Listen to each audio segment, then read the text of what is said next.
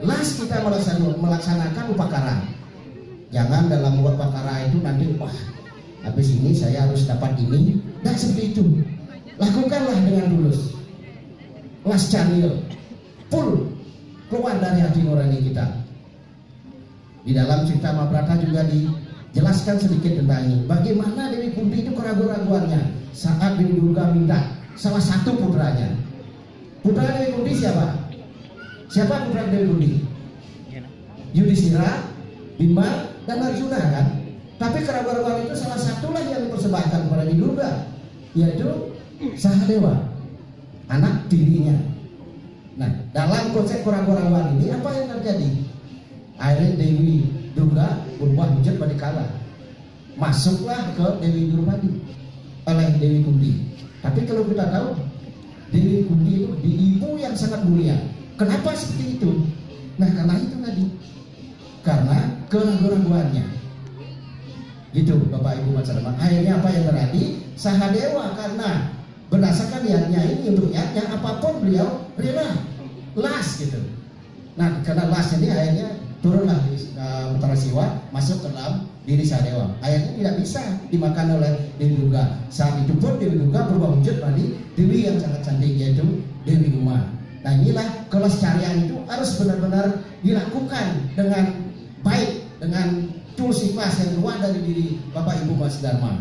Yang kedua sastra. Nah, sastra seperti saya sampaikan tadi harus benar-benar ada sastranya di situ, di mana dijelaskan dalam Manawada Sastra itu bahwa sastra yang terbuat di situ adalah tentang yang ada dalam Weda dan juga dalam adat dan istiadat bagi mereka-mereka orang-orang suci yang telah melakukan. Ini sastra itu harus dilakukan. Seperti di Bhagavad Gita pun dijelaskan Palam, Puspam, Toyam, Gandam, Saktam, 5 sudah itu. Nah, ini lakukanlah seperti itu. Tapi jangan kita begitu kita ini tidak, wah saya bisa bikin sendiri, nggak perlu itu, tidak seperti itu. Ada aturannya. Nah, itu tentang syarat sastranya. Yang keempat yaitu ada daksina.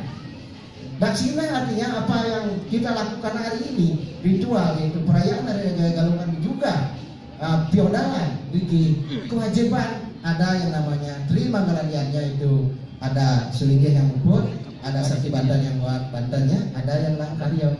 Disinilah kewajiban panitia menyampaikan daksina terhadap sang selinggih, gitu, atau pemangkunya. Nah, kalau kita lihat sekarang, kapan kita memberikan sesuatu terhadap selinggih atau siapnya? Paling Bapak Ibu punya KW. Seharusnya momentum yang sangat tepat mendekati perayaan Nyepi kemarin. Mari kita sebagai umat Hindu memberikan beliau namanya resiannya, karena beliau pagi sudah memuja, menyelamatkan dunia ini, memohon doa dengan beliau supaya umat Hindu sehat sejahtera. Itu doa beliau. Tapi kita baru sebatas punya kerjaan memberikan yang manusianya terhadap beliau. Nah, ini harus kita pikirkan bersama-sama.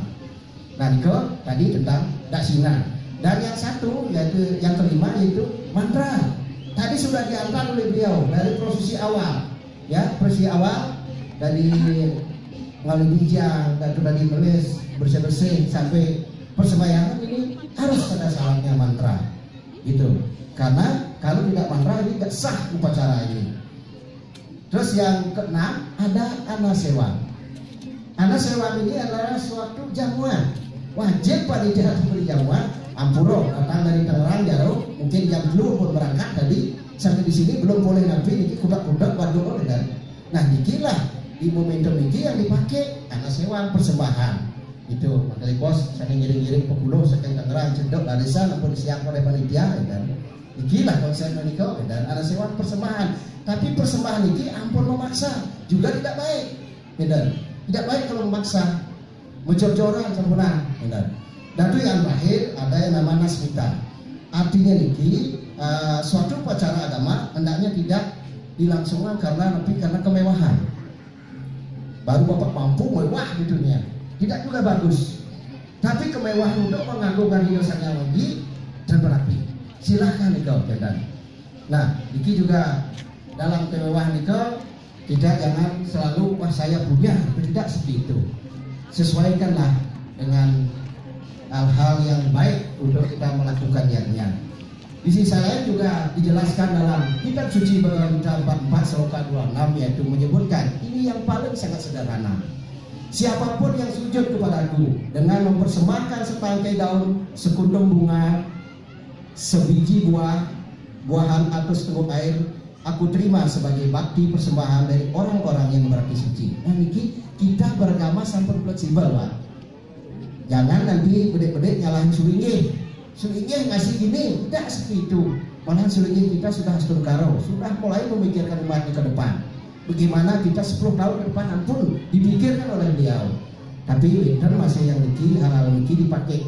Ini kurangi seperti itu. Ya, kan tadi dia sudah jelasin, ampun 7 syarat itu kita pakai seperti itu. Nah, niki kembali kita berpikir bagaimana mereka kita pakai.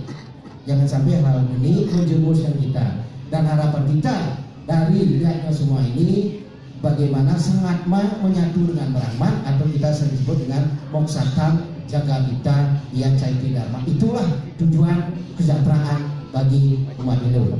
Bapak Ibu, Mas Rama, mungkin itu yang saya bisa sampaikan pada kesempatan ini.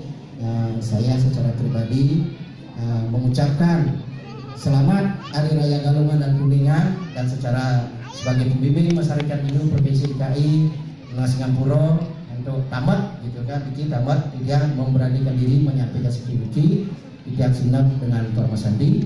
Om Santi Santi Santi Om Suksmo.